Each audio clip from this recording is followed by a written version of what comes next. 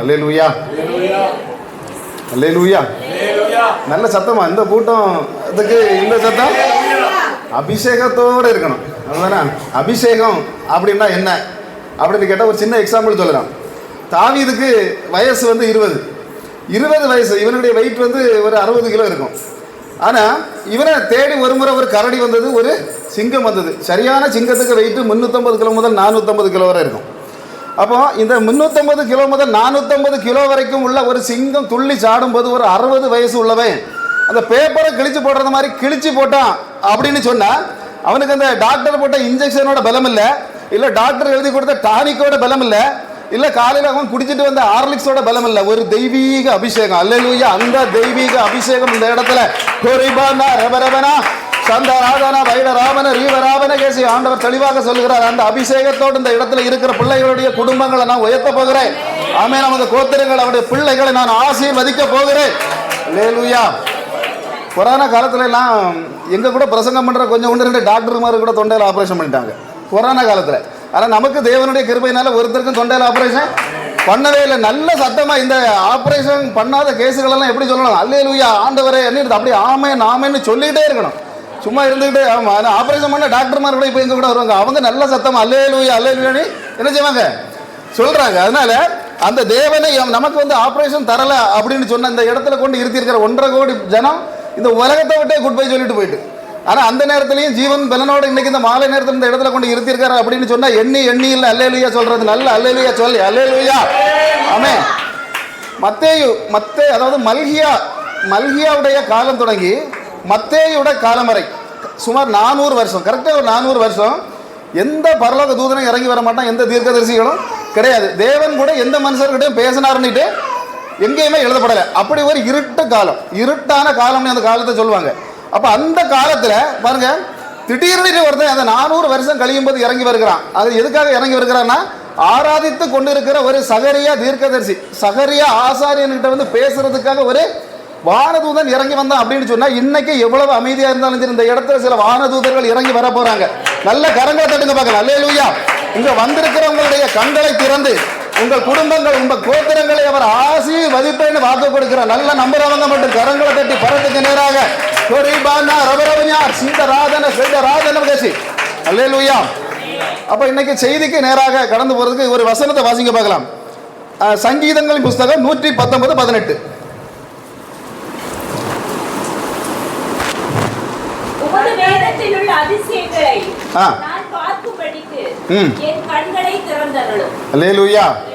உமது வேதத்திலுள்ள அதிசயங்களை நான் காணும்படிக்கு என் கண்களை திறந்தருளும். அந்த கண்கள் திறந்தா மட்டும்தான் என்ன செய்ய முடியும்? அந்த வேதத்தில் உள்ள அதிசயங்களை நாம காண முடியும். இப்ப கண்கள் திறந்த சம்பவங்கள் கூட நிறைய சம்பவங்கள் சொல்ல முடியும். அந்த இயேசு கிறிஸ்து ஒரு 8 கிலோ இன்னைக்கு என்ன திருவிருந்து ஆராதனை, இந்த அப்பத்தை கையில கொடுத்த உடனேயே சீசர்களுடைய கண்கள் என்ன செய்தது? திறந்ததுன்னு பார்க்குறோம். அது எப்படி நான் பாருங்க, ஒரு 8 கிலோமீட்டர் 8 மைல் கிட்டத்தட்ட 10-12 கிலோமீட்டர், இவ்வளவு கிலோமீட்டர் எருசலேம்லேருந்து எம்மாவு வரைக்கும் கூடாலே இயேசு கிறிஸ்து போறாரு. ஆனால் அப்படி போனாலும் இவங்களுடைய கண்கள் என்ன செய்யல, இது இயேசு கிறிஸ்து தாங்கிறது இவங்களுக்கு தெரியல. எப்ப அந்த இயேசு கிறிஸ்து வந்து அந்த அப்பத்தை பிட்டு அவங்க கையில கொடுத்தாரோ அப்பவே அவங்களுடைய கண்கள் திறக்கப்பட்டது அப்படின்னு சொல்றோம் பார்க்கிறோம். இன்னைக்கு இந்த இடத்துல தேவன் தெளிவாக சொல்றார், இந்த அப்பத்தை வாங்கின உடனேயே சிலருடைய கண்கள் திறக்கப்படும். நல்ல நம்புறவங்க மட்டும் பரத்துக்கு நேராக கரங்களை தட்டி அல்லேலூயா பாருங்க, கண்கள் திறக்கப்படும். அதாவது பரிசுத்தர்களுடைய கண்கள் வந்து நிச்சயமாக என்ன செய்ய முடியும்? இந்த திருவிருந்து உட்கொள்ளும் போதே அவருடைய கண்கள் திறக்கப்படாது. வேதாகம நிறைய அதிகமான எவிடன்ஸ்களை தருது. அதுபோல பாவிகளுடைய கண்களும் என்ன செய்யும்? திறக்கப்படும். இப்போ பாத்தீங்கன்னா அந்த ஒரு 3.5 வருஷம் ஒருத்தனை தேவன் கிட்ட பக்கத்திலே வச்சிருந்தார். இவன் என்ன செய்தான் அப்படின்னா இவன் தான் ட்ரெஸூரர், இவன் தான் கேஷியர். இயேசு கிறிஸ்து கூட அவர் ஏதாவது ஒரு கடையில் ஒரு சாதனம் வாங்கினா இவன்கிட்ட போய் தான் காசு வாங்கணும். அப்போ அந்த அளவு அவனை உயர்ந்த ஒரு இடத்துல வச்சிருந்தார். ஆனால் இவன் பிசாசா இருந்தான். அப்போ பாருங்க, அந்த நேரத்தில் இயேசு கிறிஸ்து எப்போ அவனுடைய கையில அந்த அப்பத்தை பிட்டு கொடுத்தாரோ, அதை வாசிங்க. யோவான் 13:30.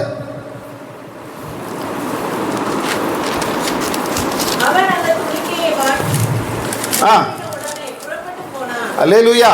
எந்த அசுத்த சக்தியுமே என்ன செய்யாது? இந்த அப்பத்தை கையில வாங்கிட்டு அதுக்கப்புறம் அந்த இடத்துல நிற்காது.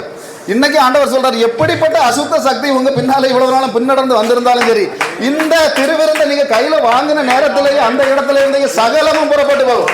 எப்படிப்பட்ட அந்தகார சக்திகளாக இருந்தாலும் சரி, எப்பேற்பட்ட அசுத்த மண்டல வான மண்டலத்துல போராடுகிற சக்திகளாக இருந்தாலும் சரி, தேவன் தெளிவாக வாக்கு கொடுக்கிறாரு, உங்களை விட்டு இந்த சாத்தானிய சக்திகள் எல்லாமே ஓடி போகிற சில நாட்கள்.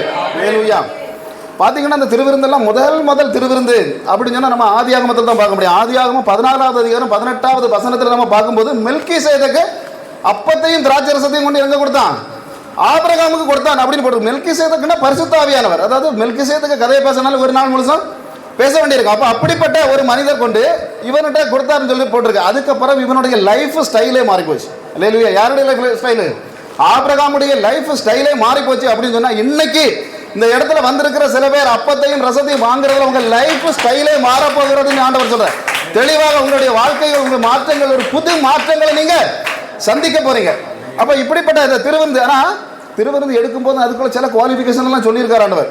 எப்படி எடுக்கணும் அப்படின்னா, இன்னைக்கு திருவிருந்து கொடுக்கறது பாஸ்டர் கொடுப்பார்.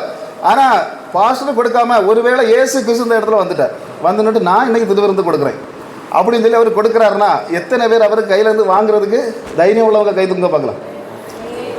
இப்ப பாஸ்டரை ஏமாத்திரலாம், மற்றவங்களை ஏமாத்திரலாம், என்ன ஏமாத்திரலாம், எல்லாரையும் ஏமாத்தலாம். இயேசு கிறிஸ்துவிட்ட என்ன செய்ய முடியாது? ஏமாத்த முடியாது. அப்ப இயேசு கிறிஸ்து இன்னைக்கு தாரார் அப்படின்னு சொன்னா நான் வாங்குவேன் பிரதர், ஒன்றும் பிரச்சனை இல்லை, ஒரு பாவமும் இல்லை அப்படின்னு சொல்றவங்க மட்டும் நல்ல கரங்களை தட்டி அல்லேலூயா. ஏன்னா நம்ம பாவிகள் தான். ஆனா அதை இல்லை ஆண்டவர் பார்க்கறது. ஆண்டவர் தெளிவா சொல்றாரு, நான் வந்துதான் இதை கொடுக்க போறேன், என் பிள்ளைகள் இதனால உணர்வடைய போறாங்க. அல்லேலூயா. ஒரு எழுப்புதல் இந்த சபைக்குள்ள இருந்தே ஆரம்பிக்க போகிறது. நல்ல கரங்களை தட்டுங்க பார்க்கலாம். அல்லேலூயா. அப்போ அந்த வசனம் சொல்லுது என்னது? வேதத்தில் உள்ள அதிசயங்களை காணும்படி என் கண்களை திறந்துடும். அப்ப திறக்காத பழக்கம் நிறைய பேர் கிடக்கும். இப்ப திறக்காதவங்க சில பேர் கிடந்துட்டு கேட்கக்கூடிய கேள்வி பார்த்தீங்கன்னா, அன்னைக்கு ஒரு வீடியோ வெளிநாட்டிலிருந்து ஒரு தான் அனுப்பி தந்தான். அப்போ அந்த வீடியோ ஒன்று பாருங்கண்ணே அப்படின்னு சொன்னால், அதில் ஒரு முஸ்லீம் அப்படி இருந்துட்டு ஒரு இஸ்லாமியர் அழகாக ஒரு வார்த்தை சொல்கிறான், ஏய் நீங்கள் எங்கள் குரான்லன்னு சொன்னால் மரித்த உடனே என்ன நடக்குங்கிறது தெளிவாக எழுதப்பட்டிருக்கு. உங்கள் பைபிளில் இன்றைக்கு மரித்தால் உடனே என்ன சம்பவிக்கணும் ஒரு 5 சம்பவத்தை நீங்கள் சொன்னீங்கன்னா நாங்கள் பைபிளை ஏற்றுக்கிறோம். இன்னைக்கு சவால் விட்டு சொல்கிறேன், இதான் இந்த வீடியோ அங்கே போகணும். அல்லேலூயா. அவங்ககிட்ட போகணும். மரித்த உடனே என்ன நடக்குங்கிறத வேதாகமத்தின் அடிப்படையில் 5 விஷயங்கள். எப்படி இன்னைக்கு மரித்தால், இப்போ ஒருத்தர் மரித்தால் என்ன நடக்கும்? கண்கள் என்ன செய்யணும்? திறக்கப்படணும். அல்லேலூயா. அப்ப பாருங்க, முதல் ஒரு ஆள் மரித்த உடனே என்ன நடக்கும்? பிரசங்கி 12:7 வாசிங்க.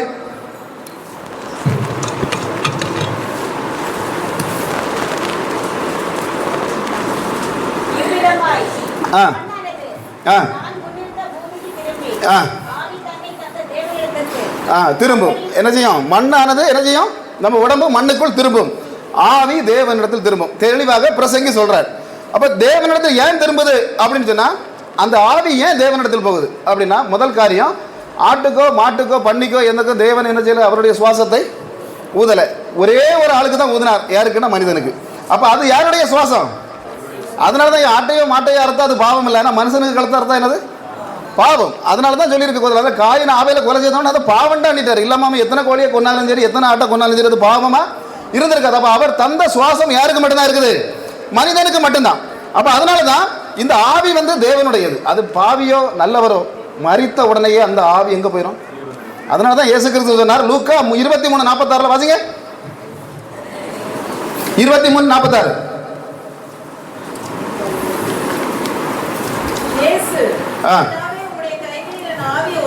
இயேசு கிறிஸ்து மரித்த உடனே அவர் ஆவி எங்க தான் போச்சு? பிதாவிடம் ஒப்படைக்கிறார். அப்ப அநேக வசனங்களை சொல்ல முடியும். நம்பர் 1 முதல் சம்பவம் என்னது? மரித்தவுடன் மரித்தவர்களுடைய ஆவிகள் போகக்கூடிய அந்த செகண்ட்லயே தேவனிடம் போயிடும். அது பாவிகள் மற்ற அதாவது பாவம் செய்யாதவங்க பரிசுத்தவர்கள் அப்படிங்கிற டிஃபரெண்டா இதுவரைக்கும் வேதாகமும் எங்கேயுமே சொல்லல. அந்த ஆவி அவர் ஊதின ஆவி நிச்சயமாக பரிசுத்தமானது. அது பரிசுத்த இடத்துக்கு கண்டிப்பா போயிடும், தேவனிடம் போயிடும். ரெண்டாவது சம்பவம், ரெண்டாவது இருக்கிறது ஆத்துமா. ஒரு மனுஷனுக்கு இருக்கிறது ஆவி, ஆத்துமா, சரீரம். இதுதான் நம்முடைய கிறிஸ்டியன்ஸ் பைபிள். அப்ப ரெண்டாவது இந்த ஆத்துமாவுடைய நிலைமை என்ன? இப்ப ஆவிங்கிறது தேவனால் ஊதப்பட்டது, அது தெளிவாக தெரியும். அப்ப ஆத்துமா அப்படின்னா என்னது அப்படின்னா, நம்முடைய உணர்வுகள், நம்முடைய சிந்தனைகள், நம்முடைய நிலைமைகள். நம்ம எதை நினைச்சாலும் இந்த ஆத்மாவில் என்ன செய்யலாம்?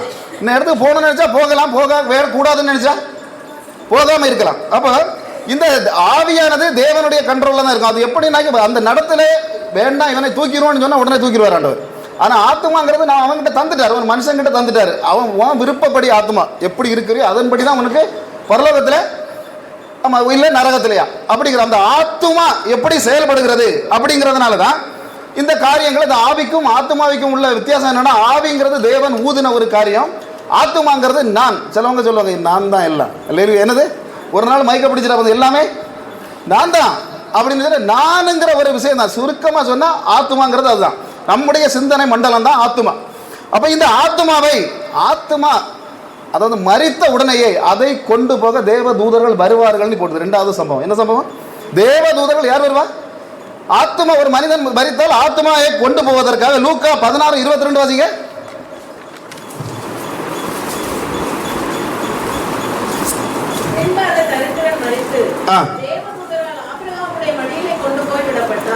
எங்க கொண்டு விடப்பட்ட? அல்லேலூயா. இப்போ அதில் ஒரு விஷயத்தை பார்க்கணும், 2 பேர் மரித்தாங்க. அவனுக்கு அந்த ஐஸ்வர்யவானுக்கு கொண்டு போகிறதுக்கு யார் வரல? தூதர்கள் வரல. இவனுக்கு யார் வந்தாங்கன்னு போட்டிருக்கு? வந்தாங்க கொண்டு போனாங்க. அப்போ தெளிவாக பரிசுத்தவான்களின் ஆத்துமாக்களை கொண்டு போகிறதுக்கு யார் வருவா அப்படின்னு தேவ தூதர்கள் வர்றாங்க. அது கண்டிப்பாக நடக்கும். அவங்க நம்ம கூட இப்போதான் இருக்கிறாங்க. ஒவ்வொருவருக்கும் வேறு வேறு தூதர்கள் உண்டுன்னு சொல்கிறாங்க. ஒரு தூதன் பர்வத்தில் இருக்கும்போது ஒருத்தன் நம்மகிட்ட இருப்பான். நம்மகிட்ட அது வேதாகம எவிடன்ஸ் உண்டு. அப்போ போகிறதும் வருதுமாக இருப்பாங்க. ஆனாலும் மரித்தவுடன் அந்த ஆத்மாவை கொண்டு போகிறதுக்கு பரிசுத்தவானாக இருந்தால் நிச்சயமாக தனியாக அந்த ஆத்மா போகாது. கொண்டு போகிறதுக்காக யார் வர்றா? தேவ தூதர்கள் வர்றாங்க. ஆனால் இந்த பாவிகளுடைய ஆத்மாவை அவனை கொண்டு போனாங்க, கொண்டு அந்த இடத்துல போட்டாங்க, நீ போடலை. அவன் டைரக்டாக இருட்டுக்குள்ளே போகிறது. 2வது சம்பவம். அப்போ பாருங்க, 3வது இந்த ஆத்மா போய் தங்கக்கூடிய இடம் அது. பரிசுத்தவான்களின் ஆத்மா எங்கே போய் தங்குகிறது அப்படின்னு கேட்டால் 3வது சம்பவம் தெளிவாக சொல்ல முடியும். ஆபிரகாம் என்கிறவருடைய ஒரு ஆபிரகாமின் மடி. அப்போ ஆபிரகாமுக்கு மடின்னு சொன்னோடனே அங்கே ஆபிரகாம் இருப்பார், மடியை திறந்து வச்சுட்டு எல்லாரும் போய் அதுக்கு மடிக்க மேலே யாரும் இருக்கலாம், அது இல்லை அர்த்தம். ஆபிரகாம் மடிங்கிறதுக்கு வேதத்தில் நிறைய எவிடன்ஸ் உண்டு. ஆபிரகாம் மடிங்கிறது ஒரு பரதேசு. ஆமாம், 8 பரதேசு வேதத்தில் சொல்லப்பட்டிருக்கு. அதில் ஒரு பரதேசு தான் இது ஆபிரகாமின் மடி. அப்போ அந்த ஆபிரகாம் மடி, ஆபிரகாம் கூட எங்கே இருக்கிறாருங்கிறது வேதாகமத்தில் சொல்லப்பட்டிருக்கு.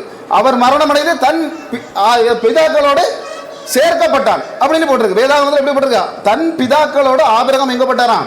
சேர்க்கப்பட்டார். அப்படி சேர்க்கப்பட்டார்னு சொன்னோன்னா நாம இப்போ நினைப்போம் ஒருவேளை அந்த ஒரு கல்லறையில் கொண்டு அடக்கம் பண்ணியிருப்பாங்களா இருக்கும். அந்த கல்லறையில் ஏற்கனவே பல பேர் அடக்கம் பண்ணியிருப்பாருங்க. அதனால அவங்க அப்படிதான் நம்ம நினைப்போம், அவருடைய முற்பிதாக்களோடு சேர்க்கப்பட்ட. இப்போ நான் என்னுடைய முற்பிதாக்களோடு சேர்க்கப்பட்டேன்னா எங்கள் அப்பா எங்கள் தாத்தாவுடைய கல்லறை இருக்கிற இடத்துல கொண்டு என்னை அடக்கம் பண்ணிட்டாங்க, அதுதான் அப்படி போட்டிருக்கு அப்படின்ட்டு. அப்படி இல்லை. அது ஏன் அப்படி சொல்கிறேன்னா, ஆபிரகாம் மக்பேலா குகையில் தான் அடக்கம் பண்ணப்பட்டான். இந்த மக்பேலா குகையில் இவனுடைய மூதாதையர், இவனுடைய மனைவியை முதல்ல அடக்குனாங்க. ஆனால் அவனுடைய மூதாதையர் யாரையுமே எங்கே அடக்கம் பண்ணலை, வாங்கல. ஏன்னா இவர் தான் விலைக்கே வாங்கினார்.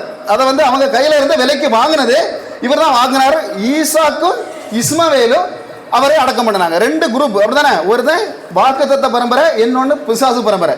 ஆமாம், அந்த பிசாசுக்கு வேதாகமத்தில் நீங்கள் பார்த்தீங்கன்னா தெரியும், 2 பேருக்கு தான் சாபம். ஒன்று யாருக்கு? சர்ப்பத்துக்கு. எப்படி? உன்வித்துக்கும். ஆமாம், ஒன்று. 2வது இன்னொருத்தனுக்கு சாபம் எதுன்னா இஸ்மவேலுக்கு. நீ என்னைக்கும் துஷ்டனாக இருப்பாய், நீ தேவ பிள்ளைகளுக்கு எதிராக தான் இருப்பான். அவன் இன்னைக்கும் துஷ்டவேலாம் செய்துட்டு இருக்கான். அதனால தான் இப்படிப்பட்ட கேள்விகளை கேட்கறது. கேட்டு பைபிள் பொய், ஒரே ஏமாத்து. ஈசாவும் இயேசுவும் ஒன்று. ஹல்லேலூயா. இயேசு சாகலை, அப்படியே தூக்கி கொண்டு போகப்பட்டார், மரிக்கலை, சிலுவைங்கிறது பொய்.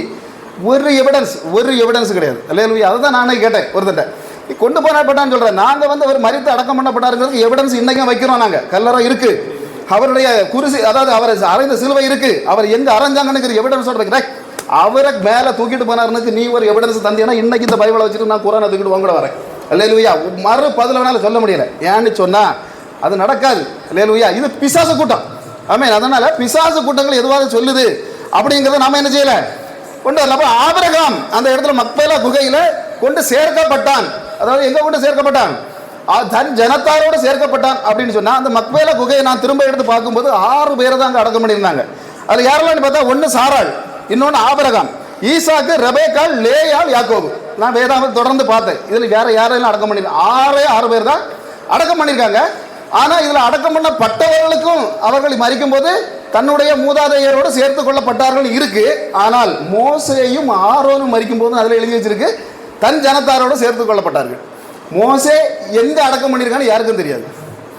ஆரோன் இன்ன இடத்துல தான் அடக்கம் பண்ணப்பட்டான், அவன் மலைக்கு மேலே அடக்கம் பண்ணப்பட்டான். அப்போ ஒருத்தரும் ஆபிரகாமுக்கு கூட இவங்க எல்லாம் அடக்கம் பண்ணப்பட்டவங்க கிடையாது. அப்போ என்ன அர்த்தம்?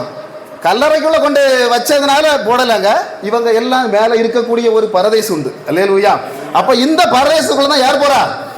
அதாவது அதான் சிலுவையில் கல்லன்கிட்ட இயேசு சொன்னாரு, இன்று என்னோடு பரதேசில் இருப்பாய். நாளை இருப்பா, நாளை மறுத்த நாள் இருப்பா, அடுத்த கிறிஸ்துமஸுக்கு இருப்பா, ஈஸ்டருக்கு இருப்பான்னு சொல்லல. ஒற்ற வார்த்தை தான் சொன்னா, இன்று என்னோடு பரதேசில் இருப்பாய். பரலோகத்தில் இருப்பான்னு சொல்லல, பரதேசில் இருப்பாய். அப்ப இந்த ஆத்துமாக்கள் இவங்க எல்லாருமே இப்ப இருக்கக்கூடிய நம்பர் 3 எங்க தான்? ஆமா, இங்க போய் ஒரு பரதேசில இருக்கிறாங்க. அடுத்தது 4வது சம்பவம் என்ன நடக்குது? உடனே என்ன நடக்குது? நான் பாவிகளுடைய ஆத்துமாக்கள் எங்க போகிறது? பாவிகளுடைய ஆத்துமாக்கள் ஒண்ணு அங்க போட்டுறது. அந்த ஐஸ்வர்யவான் என்ன செய்தான்? கிடந்து வேதனைப்பட்டு கொண்டிருந்தான். அதானே உடனே அதை சடனாக நடந்த சம்பவம், வேதனைக்குள்ள போகிறான். அப்போ உடனே எல்லாரும் கேட்கலாம், இதுதான் நரகமா? அங்க தீ எரியுமா? நரகமா? அது நரகம் இல்லை. அல்லேலூயா. இது இவங்களுடைய ஆத்மா எப்ப மரித்தாலும் அன்னையிலிருந்தே அவங்களுடைய ஆத்மா வேதனைக்குள்ளாக போகிறது. அதனால தான் திருவிருந்து ஆராதனையில் இந்த பிரசங்கத்தை நான் எடுத்தேன். அல்லேலூயா. பாவிகளாக இருந்தால் அங்க போய் படுறது, அவன் ஐஸ்வர்யவான் என்ன மாதிரி தான் பாடுபட்டாங்கிறது நம்ம வாசிச்சிருக்கோம். அங்க பாடுபட. ஆனா என்னன்னா, இந்த நரகம் என்பது எப்போது திறக்கப்படுகிறது அப்படின்னா, வெளிப்படுத்தின விஷயம் 20:15. அதை வாசிங்க. 20:15.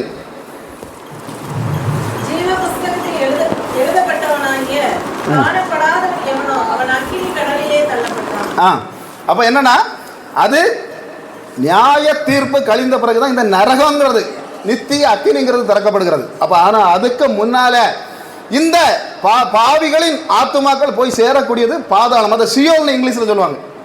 அந்த இடத்துல தான் இவங்களுக்கு ஒரு நிம்மதி இல்லை. கடைசி வரைக்கும் நரகம் மாதிரி தான் இருக்கிறாங்க. அதுக்கு பிறகு திரும்ப வெளியே வராங்க.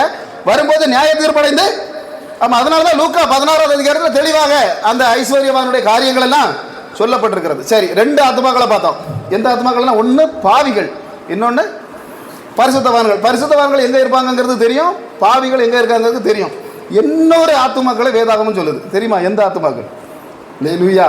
வேதத்தில் உள்ள ரகசியங்களை பார்க்கும்படிக்கு என் கண்களை நீர் திறக்கணும். நீர் திறந்தால் தான் இந்த விஷயங்கள் எல்லாம் தெரிய வரும். அல்லேலூயா. அப்போ அது 3வது கூட்டம் என்ன அப்படின்னு கேட்டா, வெளிப்படுத்தின விசேஷம் 6:9 வாசிங்க.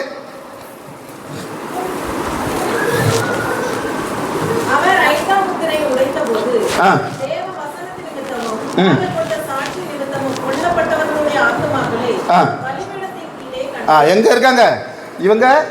பரதேசிலையும் இல்லை, எங்க இல்லை பாதாளத்திலையும் இல்லை, பலிபீடத்துக்கு அடியில். பலிபீடங்கிறது தேவன் இருக்கக்கூடிய இடம். தேவன் அதான் தேவன் சொன்னாரு, அநேக வாசஸ்தலங்கள் உண்டு, அதில் ஒரு வாசஸ்தலத்தை உங்களுக்காக ஆயத்தம் பண்ண போறேன்னு தேவன் சொல்லிட்டு போனார். இவங்க இருக்கிற இடம் இது போட்டு தெளிவா போட்டிருக்கு, பலிபீடத்தின் அடியில் இருந்தார்கள். அப்ப பலிபீடத்தின் அடியில் இருந்தவங்க சும்மா சொல்லல, சத்தம் போட்டு என்ன பண்ணிருக்காங்க? கூப்பிட்டு இருக்காங்க. எப்படி கூப்பிடுறாங்கிறது அடுத்த வசனத்திலே சொல்லப்பட்டிருக்கிற, இந்த பூமியில் உள்ளவர்களிடத்தில் எங்கள் ரத்தத்தை குறித்து நீர் எது வரைக்கும் நியாய தீர்ப்பு செய்யாமல் இருப்பீர். அவங்க கேட்கிற கொஸ்டின் என்னது? இங்க இருக்கவங்க எல்லாம் அங்க எங்களுக்காக வேண்டிக் கொள்ளும். எப்படி? எங்களுக்காக மரித்து போன ஒவ்வொருத்தர்கிட்டையும் போய் கேட்கக்கூடிய கேள்வி என்னது? தோமையாரை எங்களுக்காக வேண்டிக் கொள்ளும், மற்றவரை எங்களுக்காக வேண்டிக் கொள்ளும், மிக்கேலே எங்களுக்காக. ஆனால் எல்லாரும் என்ன கேட்டுட்டு இருக்காங்க அங்க இருந்துக்கிட்டு? இவங்களை எப்போது நீர் பழிவாங்க போகிறீர்? அப்ப என்னதான்? அதுதான் வேதத்தின் ரகசியங்களை தெரியறதுக்கு கண்கள் திறக்கப்படணும்னு சொல்றது. அப்ப எந்த ஒரு மரித்த பரிசுத்தவான்கள்ட்ட நம்ம வேண்டுறதுனால அவங்க நேரம் ஆப்போசிட்டா தான் ஆண்டவர்கிட்ட கேட்கறாங்க. யாருமே அவங்க கிட்ட என்ன ஒரு விஷயம் சொல்லப்படுது அவங்களுக்கு? வெளிப்படுத்தல் 6:11 வாசிங்க. வெள்ளை அங்கிகள் கொடுக்கப்பட்டது. வாசிங்க.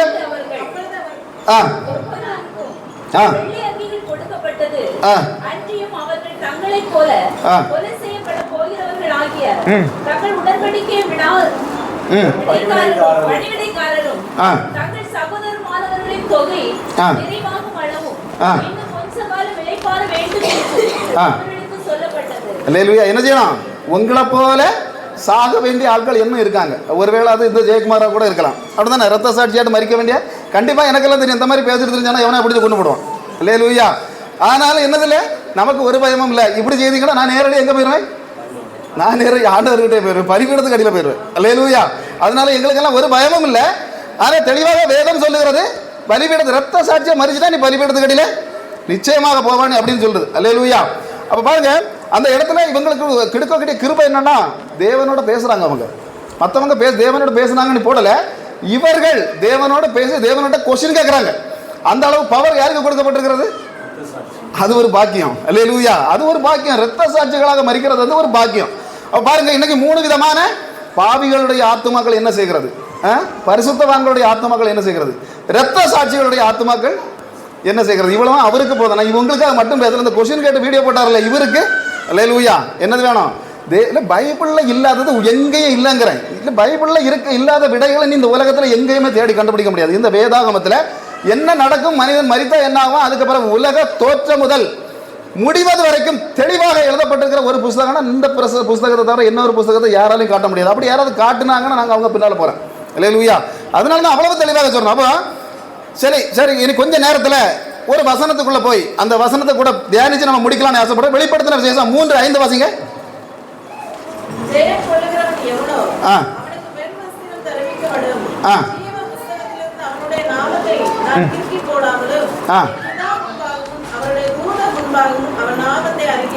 அல்லேலூயா. என்னது என்ன பட்டிருக்கு?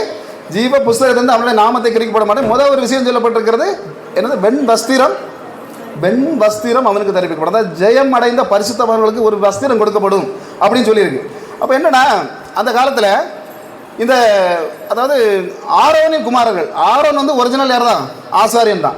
ஆனால் இந்த இவனுடைய குமாரர்கள், ஆரோன் நினைச்சா நம்ம ஆராதனைக்கு தான் கிளம்பி போகிறானே, பிள்ளைகளும் புறப்பட்டாங்க. இவன் சர்ச்சைக்கு போனான், அவன் வேற எதுக்கு போனான். ஆனால் போனவங்க 2 பேரும் என்ன செய்தாங்கன்னா, அப்படி ஒரு அந்நிய அக்கினியை ஒரு நாள் திடீர்னு அந்நிய அக்கினியை கொண்டு வந்துட்டாங்க. அப்போ உள்ள அந்நிய அக்கினியை கொண்டு வந்து அந்த இடத்துல தேவன் என்ன செய்தார்? அவங்கள போட்டதில்லை, அவங்கள சீனோட உடனே முடிச்சிட்டார். அப்போ முடிச்சுக்கிட்டு தேவன் ஒரு வார்த்தை சொன்னார், இனி எவனாவது உள்ள வரணும்னா நீ ஆசாரியனாக இருந்தாலும், இவனும் எல்லாம் ஆசாரியன் தான். ஆசாரியர்கள் 2 பேரும் தான் கொண்டார். ஸ்பாட்ல ஒரே வீட்டில் ஒரே நேரத்தில் 2 பெட்டி, சவப்பெட்டி. யாருக்கு? ஆரோனுக்கு வீட்டில்.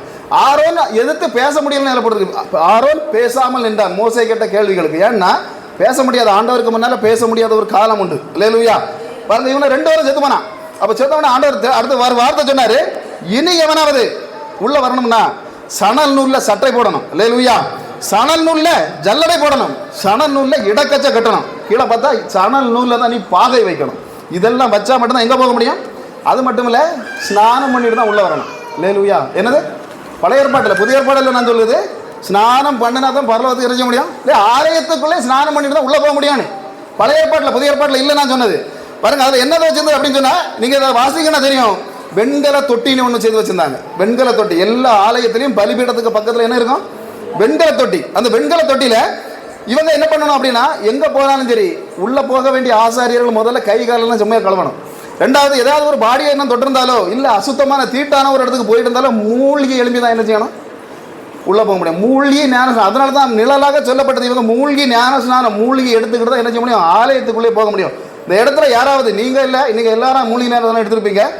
உங்க குடும்பங்களே யாராவது இருந்தால் தெளிவாக இந்த விஷயங்களை என்ன செய்யணும்? அல்லேலூயா, சொல்லிக் கொடுக்கணும். யாராக இருந்தாலும் சரி, மூழ்கி ஞானஸ்நானம் எடுத்தால் மட்டும்தான் ஆசாரி குடும்பத்துக்குள்ளே உனக்கு வழி.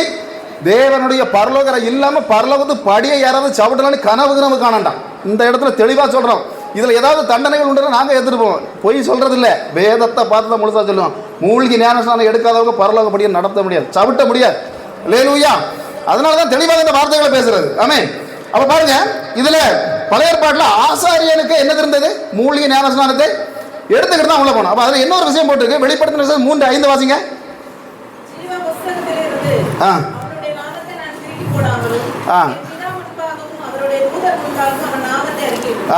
நான் கிறுக்கி போடாமல் சொல்றேன். அதாவது இயேசு கிறிஸ்து நிறைய ஸ்டைல்களில் பேசுவார்.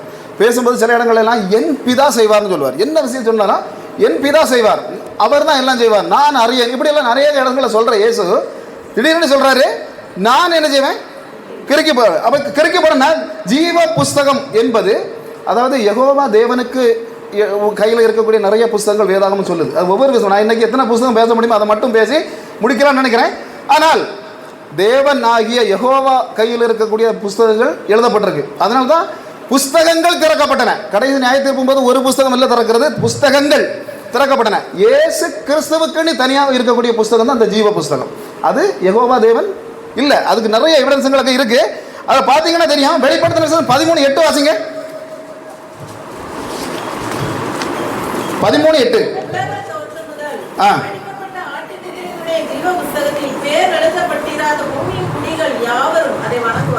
அல்லேலூயா. என்ன போட்டிருக்கு? பூமியின் குடிகள் எல்லாம் அதை வணங்குவார்கள் போட்டிருக்கு. அதுல உலக தோற்றம் முதல் அடிக்கப்பட்ட ஆட்டுக்குடி. அடிக்கப்பட்ட ஆட்டுக்குடி யாரு? இயேசு கிறிஸ்து. அவருடைய சொந்த புஸ்தகம் தான் எந்த புஸ்தகம்? ஜீவ புஸ்தகம். அப்ப இந்த புஸ்தகம், அவர் 33 வருஷ காலம் இந்த பூமியில வாழ்ந்தார். ஆனா வாழ்ந்த காலங்களில் ஒரு புஸ்தகம் கூட அவர் என்ன செய்யல? இயேசு கிறிஸ்து எழுதினார் எந்த இடத்துலையுமே வேறு புஸ்தகம் கூட அவர் எழுதலை. ஆனாலும் அவரை பற்றி கோடிக்கணக்கான புஸ்தகங்கள் எழுதப்பட்டது. அல்லேலூயா. இன்னைக்கு வேர்ல்டுலேயே அதிகமாக விற்பனையாகக்கூடிய புஸ்தகம் இந்த பைபிள் தான். விற்பனையாகிறது மட்டுமில்லை, மற்றவங்க வாசிக்கக்கூடிய புஸ்தகம் இதுதான்.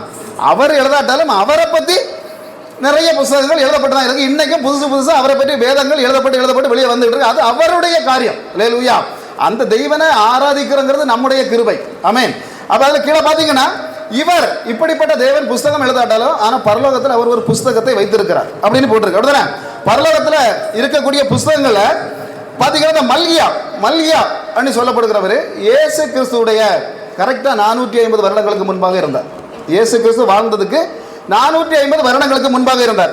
இவர் தீர்க்கதரிசனம் சொன்ன காலம் தொடங்கி இயேசு பிறந்த காலம் வரைக்கும் அதுக்கு பிறகு எந்த விதமான தீர்க்கதரிசிகள் வரல, இந்த பூமிக்கு அனுப்பப்படலை. தேவன் மௌனமாக இருந்தார், யாருக்கிட்டையும் பேச. ரெண்டாவது, எந்த விதமான வான தூதர்களையும் இந்த பூமிக்கு அனுப்பலை அந்த 400 வருடம். அதனால தான் அந்த 400 வருடம் எழுதப்பட்ட சில புஸ்தகங்களை நாம் என்ன செய்யதில்லை, இதுக்குள்ளே எடுக்காமல் தள்ளுபடி ஆகமங்கள். இப்போ ஆர்சி பைபிளில் பார்த்தா 9 ஆகமங்கள் தள்ளுபடி ஆகணும். அது எல்லாமே 400 வருஷ காலத்தில் இறக்கப்பட்டது. அந்த தேவன் அமைதியாக இருந்த காலம், தேவன் மௌனமாக இருந்த காலம். அந்த காலத்தில் செய்யாத, அதாவது எதுவுமே எழுதலை. ஆனால் இந்த மல்கியா தீர்க்கதரிசி முதல் இந்த மத்தேயு வரைக்கும் உள்ள கரையான 400 வருஷ சம்பவங்கள் இது நடந்தது. மௌன காலம், இருண்ட காலம். இந்த காலத்தில் வாரதுக்கு முன்னாடி இந்த மல்கியா தீர்க்கதரிசி காலத்தில் யூதர்கள் எப்படி இருந்தாங்கன்னா, பாபிலோன்லேருந்து இங்கே வந்திருந்தாங்க. பாபிலோன்லேருந்து வந்தவங்க சாலமோனின் ஆலயத்தை நேபுகாத்நேச்சார் ஏற்கனவே இடிச்சு போட்டு போயிட்டான். அப்போ அதை கட்ட வேண்டும் என்று ஆண்டவர் என்ன செய்திருந்தார், ஆர்டர் கொடுத்திருந்தார். அந்த மதில்கள் எல்லாம் கட்டணும் அப்படின்னு சொல்லியிருந்தார். இவங்க அதுக்காக வந்தாங்க. ஆனாலும் இவர்கள் எல்லாம் என்ன செய்யணும்னா, ஆசாரியர்கள் யாருமே தேவனிடம் திரும்பலை. அப்போ தேவனை பார்க்கல, தேவனுடைய காரியங்கள் இவங்க செய்யலை. ஆனால் ஆலயத்துக்கு போயிட்டு நல்ல அமௌண்ட் உண்டாக்குறதுல மட்டும் என்ன செய்றாங்க, குறியா இருந்துட்டு இருந்தாங்க. அப்போ அதனால தான் அந்த நேரத்தில் எழும்பின தீர்க்கதரிசி ஒரு வார்த்தை சொன்னான். மல்கியா 3:1 வாசிங்க பார்க்கலாம்.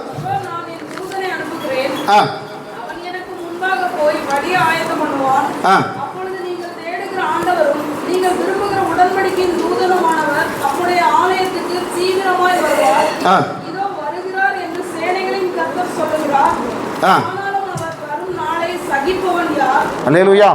அதாவது வேதாகமத்தில் இந்த வசனம் ஒரு ரகசியமான வசனம், பயங்கரமான ஒரு வசனம். ஏன் அப்படின்னா, ஒரே வசனத்தில் 2 பேரை பற்றி தீர்க்க தரிசனம் சொன்ன வசனங்கள் குறைவு இந்த வேதாகமத்தில். இந்த வசனத்தில் தான் தெல்லப்பட்டிருக்கு. மல்கியா 3:1 யாரை பற்றியெல்லாம் சொல்லப்பட்டிருக்குன்னா, 1 ஸ்நாபக யோவான் முன்னால் வருவார், அந்த நேரத்தில் உடனே இயேசு கடந்து வருவாருங்கிறத தெளிவாக 450 வருஷங்களுக்கு முன்பாக எழுதி வைக்கப்பட்ட ஒரு தீர்க்க தரிசன புஸ்தகம், தீர்க்க தரிசன வசனம். அப்போ இந்த வசனத்துக்கு ஒரு தனி எஃபெக்ட் உண்டு. அப்போ இப்படிப்பட்ட வசனங்களில் இவ்வளவு காரியங்களை சொன்ன இந்த தீர்க்கதரிசி தான். அதில் கீழே பார்த்தீங்கன்னா எல்லா அவன் சொன்ன விஷயங்கள் எல்லாம் நிறைய ஸ்பெஷலாக சொன்னான். ஆனாலும் இப்படிப்பட்ட அந்த தீர்க்கதரிசி ஒரு புஸ்தகத்தை சொல்கிறான். என்ன புஸ்தகம் அப்படின்னு சொன்னால், ஞாபக புஸ்தகம் அப்படின்னு ஒரு புஸ்தகம். நம்ம முதல்ல பார்த்த புஸ்தகம் இது ஜீவ புஸ்தகம். ஆனால் இந்த மல்கியா தீர்க்கதரிசி சொல்கிறான் ஒரு ஞாபக புஸ்தகம். அது யாருக்கு பேரெல்லாம் அதில் இருக்கும் அப்படின்னு கேட்டால், கர்த்தருக்கு பயந்தவர்கள் அப்படின்னு சொன்னால், அந்த காலத்தில் ஒரு விஷயம் செய்துட்டு இருந்தாங்க. எப்படின்னா, நான் ஆண்டவரை ஆராதிக்க தானே செய்யுது. இன்றைக்கி நம்ம பெந்தேகோஸ்து மக்களும் அதை மாதிரி செய்கிறது உண்டு. எப்படின்னா, நான் ஆண்டவரை டெய்லி ஆராதிக்கிறேன், திருவிருந்து எடுக்கிறேன், ஸ்நானப்பட்டுட்டேன். ஆனால் நான் வாழலை. ஆனால் என் பக்கத்து வீட்டில் இருக்கவன் எப்போ பார்த்தாலும் அந்த மற்ற வேலைக்கு தான் போகிறான், விக்கிரகத்தை வணங்குறான். ஆனால் அவன் மட்டும் நல்லா வச்சிருக்காரு ஆண்டவர். அல்லேலூயா. நல்லா உயர்ந்துக்கிட்டே போயிட்டு இருக்கான். அவனுடைய நிலைமை எப்படி இருக்கு, உயர்ந்து போயிட்டு இருக்கு. இப்படி சொல்லிக்கிட்டு இருக்க ஒரு கூட்டம் இருந்தது. அப்போ இப்படிப்பட்ட கூட்டம் அப்படி பேசாம, எப்படி இருந்தாலும், என்ன கஷ்டம் இருந்தாலும், என்ன வேதனை இருந்தாலும், எனக்கு தேவன் தான், இவர் தான் என்னுடைய தேவன், நான் மரிக்கிறது வரைக்கும் இவர் தான் என்னுடைய தேவன் அப்படின்னு சொல்லி ஒரு கூட்டம் இருந்தது. இந்த கூட்டத்தின் பெயர்களை என்னது எழுதி வைக்கிற ஒரு புஸ்தகத்தை தான் இந்த மல்கியா தீர்க்கதரிசி தெளிவாக சொல்றான், ஞாபக புஸ்தகம். அல்லேலூயா. அது 3:14-15 போட்டுக்கணும்னு நினைக்கிறேன். அதை வாசிங்க பார்க்கலாம். 3:14-15.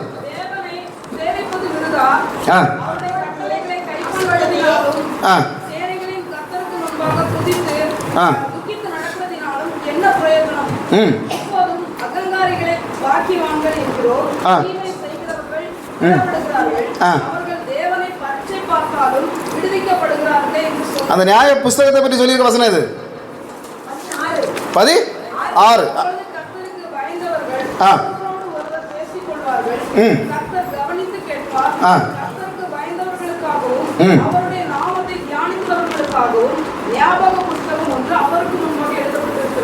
ஞாபக புஸ்தகம் ஒன்று யெகோவா தேவனுக்கு முன்பாக வைக்கப்பட்டிருக்கிறது அப்படின்னு சொல்லலாம். இந்த புஸ்தகம் பழைய ஏற்பாட்டின் ஒரு புஸ்தகத்திற்கு வேறொரு புஸ்தகத்துக்கு தொடர்புடைய புஸ்தகம். அது என்ன, எந்த புஸ்தகத்துக்கு தொடர்புடைய புஸ்தகம் அப்படின்னு கேட்டால், ஒரு ராஜா இருந்தார். அப்போ அந்த ராஜா வந்து இந்த உலகத்திலேயே 2வது பெரிய சாம்ராஜ்யத்தை கட்டியிருந்தார். இந்த உலகத்திலேயே பெரிய சாம்ராஜ்யங்களில் 2வது சாம்ராஜ்யமாக இருந்த பெர்சியா சாம்ராஜ்யம். இந்த பெர்சியா சாம்ராஜ்யத்துக்கு 12வது ராஜாவாக தான் இருந்தான். அல்லேலூயா. அப்போ 12வது ராஜான்னா அதை பார்த்தா 127 நாடுகளை ஆண்டு கொண்டிருந்த அகஸ்வேரு ராஜான்னு போட்டிருக்கு. அதாவது 127 ஊரை ஆண்டு கொண்டவும் இல்லை, 127 பஞ்சாயத்தை ஆண்டு கொண்டவும் இல்லை, 127 குடும்பங்களை ஆண்டவும் இல்லை, 127 நாடுகளை ஆண்டு கொண்டிருந்த ஒரு பெரிய ராஜா. அப்படின்னா இவன் பிச்சைக்காரம் இல்லை, பரதேசி இல்லை. இவன் எப்படிப்பட்டவன்? வேர்ல்டுலே நம்பர் 1. இன்னைக்கு வேர்ல்டு நம்பர் 1 யாருன்னு தெரியும். அதே மாதிரி நம்பர் 1ஆக இருந்த ஒருவன். பாருங்க, திடீர்னு என்ன செய்யறான்? இவனுக்கு தூக்கம் வரல. என்ன வரல? தூக்கம் வரல. அவன் அப்படிப்பட்ட ராஜாக்களுக்கு சில சமயத்தில் என்ன செய்யாது? தூக்கம் வராது. அப்போ தூக்கம் வராதுன்னு சொன்ன உடனே சொன்னா, எனக்கு ராத்திரி வாசிக்கிறதுக்கு ஒரு புஸ்தகத்தை எடுத்துகிட்டு வரங்கண்ணா. இப்போ ராத்திரி நான் 2 மணிக்கு எழுப்பி இருந்துக்கிட்டு எனக்கு ஒரு புஸ்தகத்தை வாங்கிட்டு வந்துச்சுன்னா எனக்கு மனைவி என்ன செய்வா? வெந்நியை காய்ச்சி மூஞ்சில. அல்லேலூயா. என்ன செய்வா? வெந்நியை காய்ச்சி எனக்கு உங்களை ஊற்றி போடுவேன். மரியாதை கடந்து உறங்கிருந்தா உறங்க புஸ்தகம் எடுக்கணும். மாமாவுக்கு கேட்பாளா கேட்க மாட்டாளா? அவன் ராஜா. அதனால ராஜா இருந்ததுனால ராஜாவுக்கு வெந்நியை காய்ச்சி ஊற்றுக்க ஒருத்தர முடியாது. புஸ்தகத்தை எடுத்துக்கொண்டு கொடுத்தாங்க. அப்போ புஸ்தகத்தில் எடுத்த உடனே வாசிச்சான். வாசித்து பார்த்தான். வாசத்தில் ஒரு இடத்துல எழுதியிருக்கு, இப்படி 2 பேர் வந்து ராஜாவை கொல்ல வந்தாங்க. ஆமா, என்னது? 2 பிரதானிகள் வந்து ராஜாவை கொல்ல வர்றாங்க. அப்ப அவங்க கொல்ல வந்ததை முதல்ல ராஜாவிட்ட சொல்லி இந்த ராஜாவை காப்பாற்றி விட்டவன் ஒருத்தன். அது யார் அப்படின்னா முர்தகாய். இந்த முர்தகாய் தான் காப்பாற்றி விட்டான் அப்படிங்கிற விஷயத்தை இப்பதான் ராஜாவுக்கு தெரியுது. புஸ்தகத்தை வாசனால, ஞாபக புஸ்தகம். அல்லேலூயா. இந்த புஸ்தகத்தை வாசனால அவன் என்ன தெரியும்? இந்த மேட்டரே தெரியுது. உடனே கேட்டான், டேய் முர்தகாய்னு ஒருத்தன் இப்படி செஞ்சிருக்காரு, இவனுக்கு என்ன செய்தீங்க அப்படின்னு கிட்ட இருந்தா சொன்னா, ஒன்றும் இல்லை, நாளை காலையில் அவனுக்கு தூக்கு. அல்லேலூயா. அவன் தூக்குக்கு ரெடியாக தான் இருக்கான். அப்போ என்னடா சொல்கிறீங்க? அவனுக்கு எதுக்கடா தூக்கு? அது தூக்குக்கு கழுமரத்தை ரெடியாக்கிட்டு என்னோடத்த முத்தத்தில் நிற்கிறான். அல்லேலூயா. உடனே அவன் சொன்ன மாதிரி அப்போ ஒரு காரியம் செய், களத்தை மாற்று. இந்த களத்தை என்ன செய்? ஆமென். அல்லேலூயா. ஆண்டவர் சொல்றாரு தெளிவாக. சில பேர், சில ஆமான்கள் உங்க கழுத்துக்கு நேராக சில பந்தங்களை வச்சாலும் சரி, எவனுக்கு கழுத்துக்கு எந்த கழுமரம்னு தீர்மானிக்கிற ஒரு கர்த்தர் உண்டு. அந்த கர்த்தரை தான் நாங்கள் பிரசங்கிக்கிறோம். அல்லேலூயா. அப்படியே டேன் ஆச்சு. என்னதுனால டேன் ஆச்சு அப்படின்னு சொன்னா, ஞாபக புஸ்தகத்தில் குறிச்சு வச்சதுனால டேன் ஆகுது. அல்லேலூயா. அதனால தான் அதில் போட்டிருக்கு ஞாபக புஸ்தகம். அதே மாதிரி தான் பரலோகத்தில் தேவனுடைய கையில் என்ன இருக்குது? ஞாபக புஸ்தகம். அதாவது அவங்க செய்தது அது வந்து ஒரு நாளும் ஜீவ புஸ்தகம் இல்லை. அதில் ஜீவ புஸ்தகத்தில் தான் எல்லாம் எழுதி வச்சிருக்காங்க. எப்படி இவன் பரலோகத்துக்கு வரல, மற்றவன் எல்லாம் நரகத்துக்குன்னு எழுதி வச்சிருக்க. இந்த ஞாபக புஸ்தகத்தில் அப்படி இல்லை. ஜெயக்குமார் என்ன செய்தாலும் அதை ஞாபகப்படுத்தி இன்னைக்கு இந்த சர்ச்சில் வந்து பிரசங்கம் பண்ணான், எழுதி வச்சிருக்கோம். எப்படி இந்த பாஸ்டர் இதில் வந்து பரலோக ராஜ்யத்தை பற்றி கொஞ்சம் பேசினான், ரொம்ப தெரியாட்டாலும் கொஞ்சம் தெரிஞ்சத அடிச்சு விட்டான் அப்படிங்கிறத அங்கே எழுதி வச்சிருக்கேன். ஞாபக புஸ்தகம். அல்லேலூயா. ஆனால் அது நிச்சயமாக ஜீவ புஸ்தகம் இல்லை. ஜீவ புஸ்தகங்கிறது வேற. அதில் வந்து நான் எத்தனை சர்ச்சில் பிரசங்கம் பண்ணாலும் அங்கே போக முடியாது. என்னது? பரலோகத்துக்கு போக முடியாது. அதுக்கு வந்து வேற குவாலிஃபிகேஷன்கள் என்ன வேணும்? வேணும். அதுதான் வேதம் சொல்றப்ப 2 புஸ்தகங்களுக்குள்ள வித்தியாசத்தை பார்த்தா தெரியும். ஜீவ புஸ்தகத்தில் என்ன செய்யலாம் அப்படின்னா, இந்த ஞாபக புஸ்தகத்தில் எழுதினதை ஒரு நாள் மாற்ற முடியாது. ஏன்னா நான் நல்லது செய்துட்டோம்னா அது எழுதி தான் வச்சிருக்கு.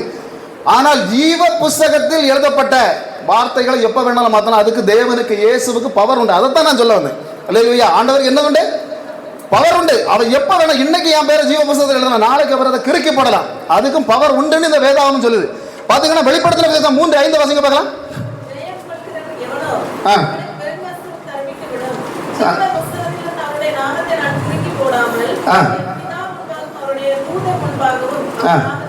என்ன பண்ண? கிறுக்கி போடாமல். அப்ப கிறுக்கி போடவும் யாருக்கு அதிகாரம் உண்டு?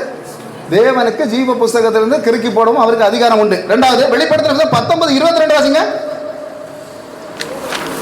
22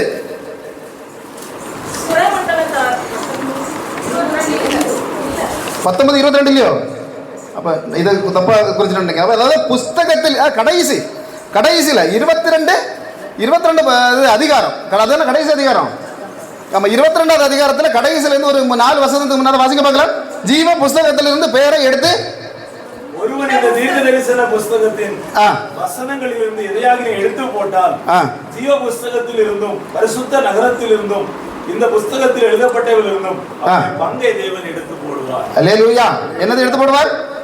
பங்கை தேவன் எடுத்து போடுவார். அப்ப தெளிவா சொல்லியிருக்கு. எவ்வளவு நேரம் முன்னாடி எழுதி வச்சிருந்தாலும் அந்த பங்குகளை தேவனால் திரும்பவும் எடுத்து மாற்ற முடியும். அவன் பாவம் செய்பவனாக காணப்பட்டான். பாவம் செய்து திருவிருந்து எடுத்துட்டு வீட்டுக்கு போனா, அதனால நம்ம ஜீவ புஸ்தகத்தில் பெயர் எழுதி போட்டாச்சு அப்படின்னு யாருமே கனவு கண்டு பரலோக படிய சவுட்டலான்னு நினைக்க கூடாது அப்படிங்கிறது ஆண்டவர். அதனாலதான் தாவீது சொன்னா சங்கீதம் 69:28 வாசிக்க பார்க்கலாம்.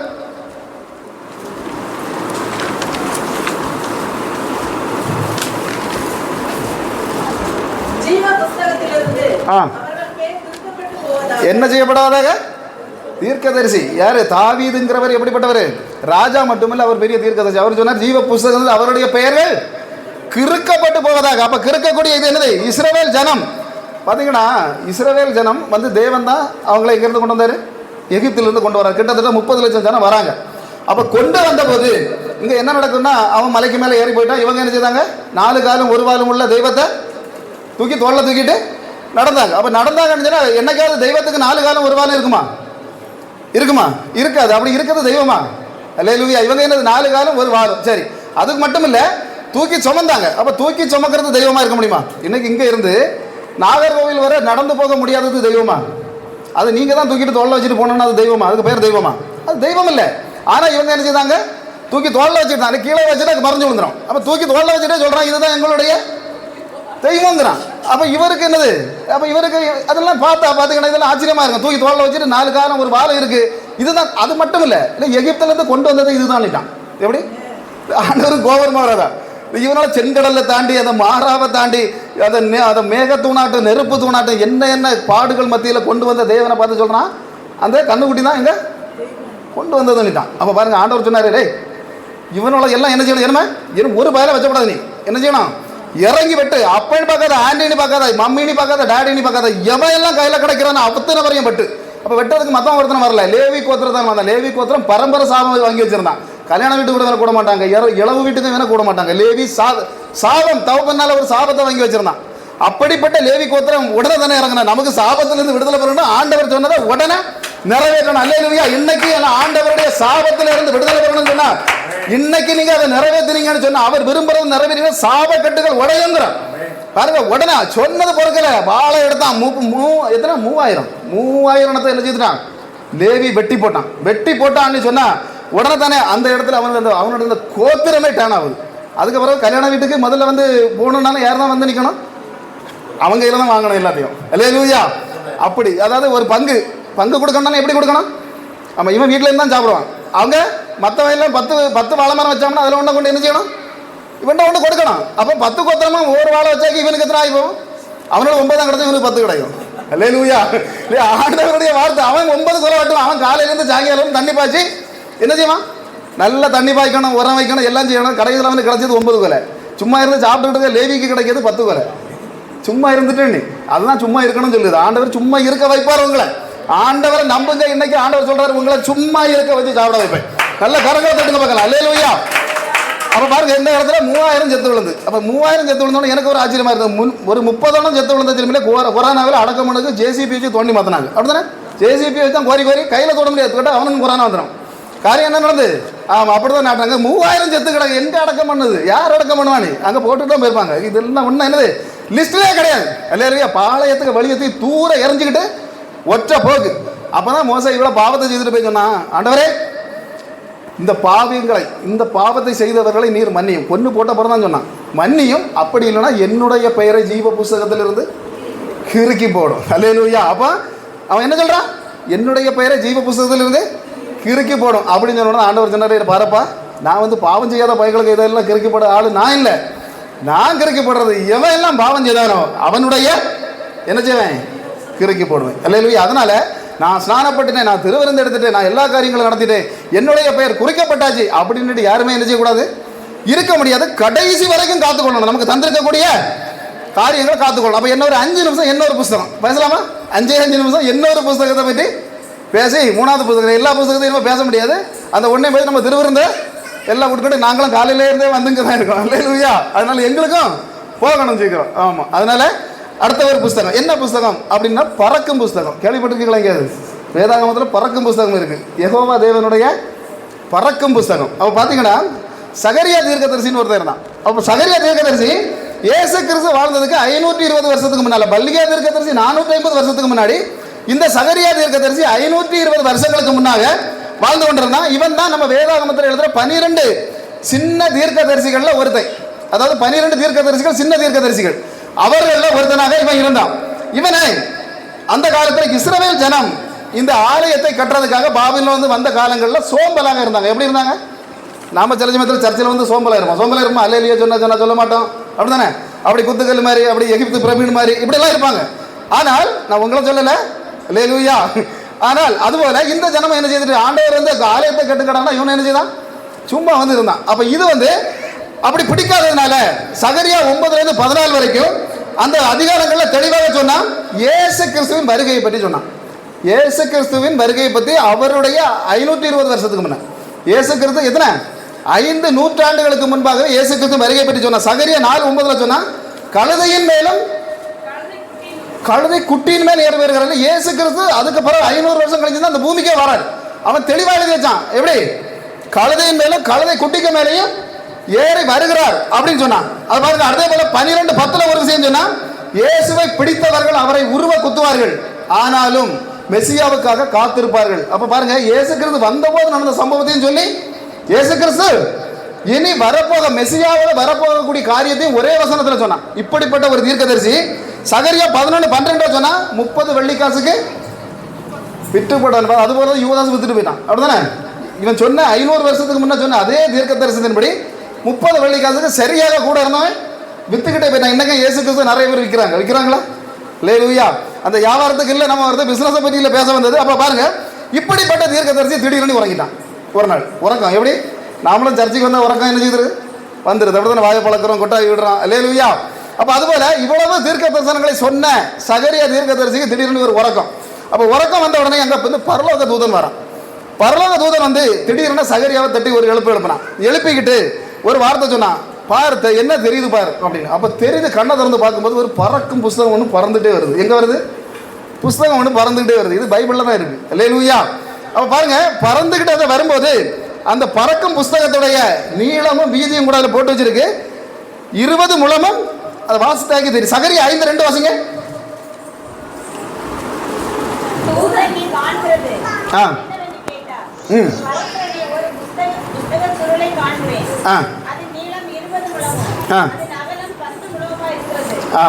அப்போ முழம்னா என்ன? முழம்னா நமக்கு தெரியும். கைரேகை எங்க தொடங்குதோ அது நல்ல மனசிலாக்கி வச்சுக்கிடணும். கைரேகை எங்க தொடங்குது அதுலேருந்து இந்த இடம் வரைக்கும் இது வரைக்கும் உள்ளதுதான் முழம். அப்போ முழம்னா ஒரு முழம் அப்படின்னு சொல்றது 1.5 அடி. நம்ம சாதாரண கணக்கில் 1.5 அடி அப்படின்னு சொல்லுவோம். அப்போ 20 முழம் அப்படின்னா 30 அடி நீளம். ஏகதேசம் இந்த கால் 30 அடி இருக்காதுன்னு நினைக்க, ஒரு 25 அடி நீளம் இருக்கும். அப்போ இதை விட நீளம். புஸ்தகத்துக்கு நீளத்தை பாருங்க. இந்த காலை விட தூக்கி தலையில் வச்சா நம்ம இருக்க முடியுமா? இவ்வளவு நீளம். வீதி அப்படின்னு போட்டிருக்கு 15 அடி வீதி. இந்த கால் 12 அடி வீதி இருக்கும்னு நினைக்கிறேன். 15 அடி வீதி. அப்போ யாராவது அந்த வீட்டுக்கால அவ்வளோ உள்ள ஒரு புஸ்தகம், ஒரே புஸ்தகம் தான் எங்க இருந்து வந்துட்டு இருக்கு? பறந்து வந்துட்டு இருக்கு. அல்லேலூயா. இது சாபத்தின் புஸ்தகம் வேதத்தில் போட்டிருக்கு. இது சாப புஸ்தகம். அவன் பார்த்தீங்கன்னா சகரியா 5:3 வாசிங்க பார்க்கலாம்.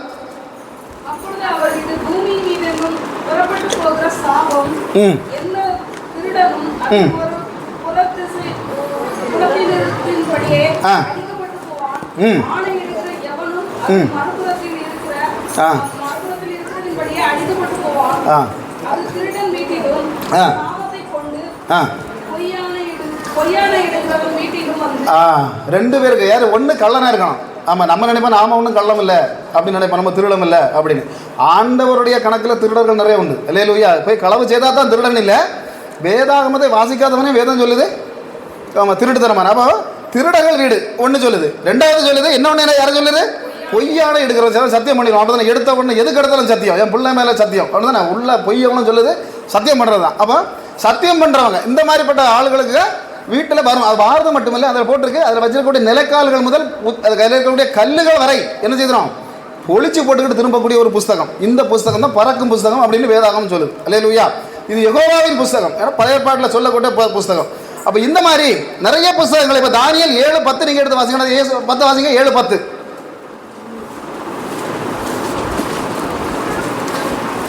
தானியேல் 7:10.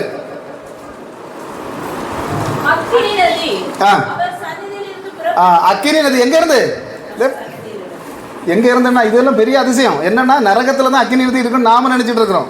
அக்கினி நதி பரலோகத்துல ஆண்டவருடைய சன்னதியிலிருந்து புறப்பட்டு தானியேல் தீர்க்கதரிசி சொல்றான். அதெல்லாம் விளக்கம் நிறைய உண்டு. ஆனா அதுல ஒரு காரியம் சொல்லப்பட்டு தொடர்ந்து வாசிங்க. 7:10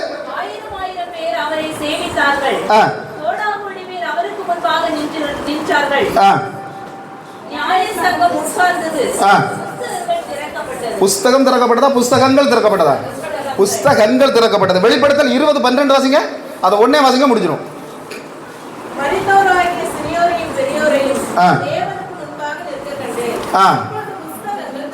என்ன பண்றது? புஸ்தகங்கள், புஸ்தகம் அல்ல. பழைய ஏற்பாட்டிலையும் தானியேல் தீர்க்கதரிசி தெளிவா சொன்னா புஸ்தகங்கள் திறக்கப்பட்டது. புதிய ஏற்பாட்டிலையும் வெளிப்படுத்தின விசேஷத்துல ஒரே தீர்க்க தரிசன புஸ்தகம், அதுலயும் சொல்லியிருக்கு புஸ்தகங்கள் திறக்கப்பட்டது. இந்த புஸ்தகம் மூணும் இல்ல, இன்னும் புஸ்தகங்கள் உண்டு. அல்லேலூயா. ஆண்டவருடைய வருகை தாமதிச்சா இன்னும் வரக்கூடிய காலங்களில் மீதி புஸ்தகங்களை பற்றி நாம பார்ப்போம். அல்லேலூயா. கர்த்தருடைய திருவிருந்தில் பயபக்தியோட நம்ம பங்கெடுக்கணும். ஆமென். இன்னைக்கு கொடுக்கிறது கர்த்தர். நான் தான் முதல்ல சொன்னேன், கர்த்தர் கொடுக்கிறாருங்கிற ஒரு எண்ணத்தோட நம்ம இதை வாங்கி வீட்டில் போகும்போது நம்முடைய வீட்டில் இருக்க பெட்டில் இருக்கவங்களுடைய நோய்கள் கூட நாம உள்ள உட்கொள்வோம். அங்கே இருக்கவங்களோட நோய்கள் மாறும். நல்ல கரங்களை தட்டுங்க பார்க்கலாம். அல்லேலூயா. கர்த்தர்